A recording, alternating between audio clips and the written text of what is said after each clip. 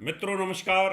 स्वागत है आपका हमारे YouTube channel doctor H S Rawat, Facebook पे डॉक्टर एच एस रावत। मैं हूँ आचार्य एच एस रावत और आज मैं आपको जानकारी देने वाला हूँ। आज सुबह 6:02 पर ग्रहों के राजा सूर्य देव ने राशि परिवर्तन कर लिया है और अपने कट्टर दुश्मन शुक्र की राशि तुला में नीच हो चुके हैं। इसके ऊपर पहले कई वीडियो बना चुका हूं, लेकिन आज फिर आपको बताऊंगा 12 राशियों का पूरा विश्लेषण। इस सूर्य का नीच होने का मतलब क्या है? यूनिवर्स के अंदर, ब्रह्मांड के अंदर बीमारियों का प्रकोप शुरू होना,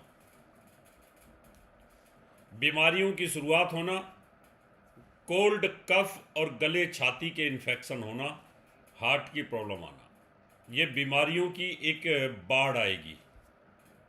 इन द सेंस ये कह सकता हूँ कि जैसे कहते हैं ना कि सीजन आ गया है, तो इस समय बुखार, कोल्ड, कफ, इन सब का सीजन शुरू हो जाएगा। कई कुतर्की बोलेंगे रावत जी ये तो सीजन में होता ही है, लेकिन मैं आज आपको वैज्ञानिक आधार बताऊंगा। और हाँ दोस्तों, आपको सूचना दे दूं, दिवाली के ऊपर भी मेरा एक एपिसोड आने वाला है, बहुत ज़बरदस्त।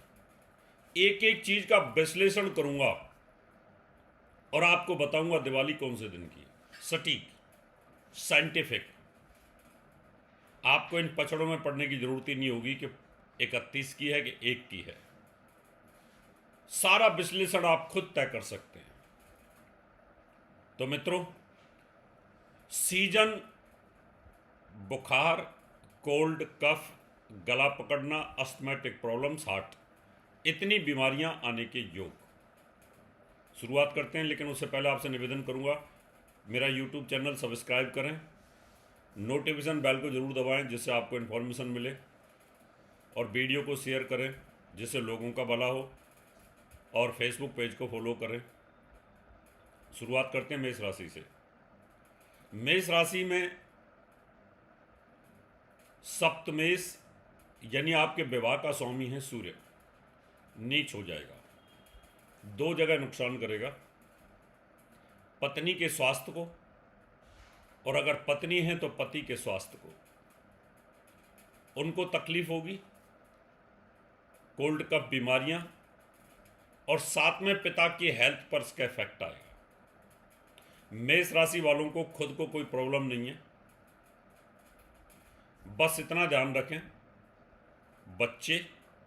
बच्चों को कोल्ड कफ में तकलीफ आना, पत्नी को तकलीफ आना कोल्ड कफ में, और पिता की हेल्थ पर। तीनों का विश्लेषण कर दूं क्यों? पिता का कारक सूर्य नीच है तो पिता पर इसका इफेक्ट रहेगा। मेष राशि वालों के लिए संतान का स्वामी नीच है तो बच्चों को कोल्ड कफ ध्यान रखना पड़ेगा आपको बहुत ज़्यादा। और पत्नी या पति के घर में नीच हुआ है, नियम ये कहता है जो ग्रह जहाँ नीच होता है उसका नुकसान करता है, जहाँ का स्वामी होता है उसका नुकसान होता है, और जहाँ का कारक होता है वहाँ का भी नुकसान होता है। वृष राशि की बात करते हैं। वृष राशि वालों के लिए माँ को कोल्ड कफ की शिकायत होगी, प्रॉपर्टी से रिलेटेड डिस्प्यूट बढ़ सकते हैं, परिवार में विद्रोह की स्थिति, और माँ के छोटे भाई बहन उनको तकलीफ होने का योग बनेगा। सरकार से उलझन पैदा होगी आपको, अच्छा कुछ नहीं होने वाला ज़्यादा इसमें। ये सब टेंशन वाले प्लेनेट हैं, सारा टेंशन देने वाले हैं ये सब। तो कोई ग्रह जब नीच होता है तकलीफ होती है, और ये परम नीच जब होता है 10 दिन के लिए तो उस समय भी तकलीफ होती है। मिथुन राशि की बात करते हैं। मिथुन राशि में मंगल है, 20 अक्टूबर को ये हट जाएगा, नीच हो जाएगा आगे चल के, और 94 दिन और 158 दिन नीच रहने वाला है। बीच में फिर मिथुन में आएगा, फिर नीच हो जाएगा बहुत लंबे समय तक। छोटे भाई पर ये भारी रहेगा। मिथुन राशि वालों, छोटे भाई को तकलीफ होगी, बहन को तकलीफ होगी, गर्भवती महिलाओं को तकलीफ होगी, और बच्चों को तकलीफ होगी, पिता को तकलीफ होने का योग बनता है। तो छोटे भाई को ध्यान रखना है कोल्ड कफ की शिकायत ना बने ज़्यादा। लेकिन ये सिर्फ नीच भंग राजयोग, सूर्य का नीच भंग राजयोग कुछ ही समय के लिए, यानी 17, आज ये नीच हुआ है 18, 19 और 20, 17, 18, 19 और 20, 4 ही दिन के लिए नीच भंग राजयोग है। उसके बाद तो फिर इसका नीच भंग राजयोग आगे चल के बनेगा, यानी मंगल की तरफ से 4 दिन का है। कर्क राशि की बात करते हैं। कर्क राशि में माँ के हेल्थ खराब होने का योग, आपकी फैमिली के अंदर आपका बड़ा मामा, आपकी बड़ी मौसी, उनको तकलीफ होने का योग, और प्रॉपर्टी में प्रॉब्लम्स आने के योग बनते हैं। यहां पर अभी कोई नीच भंग राजयोग इस राशि का नहीं है। सिंह राशि की बात करते हैं। सिंह राशि वालों के लिए नीच भंग राजयोग बनेगा। यहां सूर्य नीच होगा, आपको खुद को तकलीफ होगी, आपके खुद के गले में तकलीफ, थायराइड की प्रॉब्लम्स बढ़ेगी, टॉन्सिल बच्चों को, फीवर, कोल्ड कफ बनेगा। नीचभंग राजयोग बना हुआ पैसा आएगा आपके पास में। ये नीचभंग जो राजयोग है ये शुक्र की वजह से, 4 दिन तो मंगल की वजह से था, लेकिन बाद में ये शुक्र की वजह से बनेगा। अब अगली राशि की हम बात कर लेते हैं। अगली राशि की अगर हम बात करें तो कन्या है। कन्या राशि में ये दादी को तकलीफ होगी, आपकी आंखों पे तकलीफ होगी, और पिता को हार्ट से संबंधित तकलीफ होने का योग बनेगा। तुला राशि के अंदर नीच का है। तुला राशि का स्वामी शुक्र धन भाव पर बैठा है, 6 नवंबर तक रहेगा। यहां पर कोई नीच भंग राजयोग नहीं बनता, न मेष का है, न कर्क का है, न तुला का नीच भंग राजयोग है। सिर्फ वृश्चिक राशि का नीच भंग राजयोग बनेगा, वो भी 6 नवंबर तक।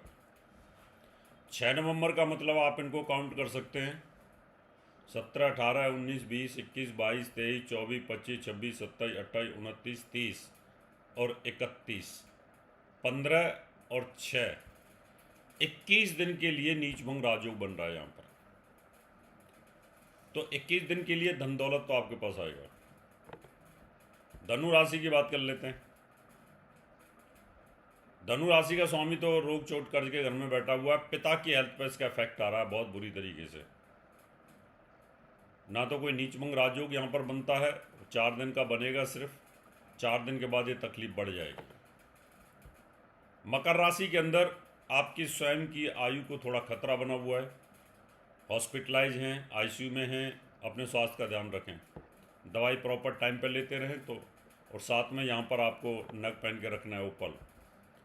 कुंभ राशि की अगर बात करूं तो आपके पति या पत्नी की हेल्थ खराब होगी, पिता का स्वास्थ्य खराब होने का योग बनेगा यहाँ पर। मीन राशि वालों की बात करें तो इनके पेट में तकलीफ होने का योग बनेगा, अपने स्वास्थ्य का खास ध्यान रखना। मीन राशि पे शनि की 7.5, तनाव, राहु आपकी राशि के ऊपर गोचर कर रहा है, ये भी बहुत अच्छी स्थिति नहीं है, तो यहाँ बहुत सावधानी बरतने की आपको ज़रूरत होगी।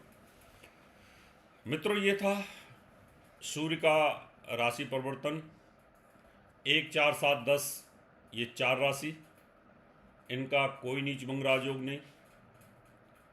3, 6, 9, 12 इन राशियों की अगर मैं बात करूं तो इनका कुछ समय के लिए है, लेकिन 2, 4, 6, 8, 10, 12 जो राशियां हैं उनका जो नीच भंग राजयोग है वो लंबे समय के लिए, यानी 21 दिन के लिए बनता है।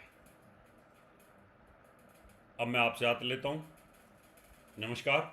और मुझे संपर्क करने के लिए आप मेरा नंबर लिख सकते हैं, वास्तु विजिट के लिए, पूजा पाठ के लिए। और अब हमारे विद्यालय में एडमिशन भी शुरू होने वाले हैं। आप ज्योतिष की क्लास सीखना चाहते हैं, टॉप के ज्योतिषी बनना चाहते हैं, तो आप दिए हुए नंबरों पर संपर्क कर सकते हैं। और आपको मैं नंबर दे रहा हूँ, एड्रेस दे रहा हूँ, आप संपर्क करें।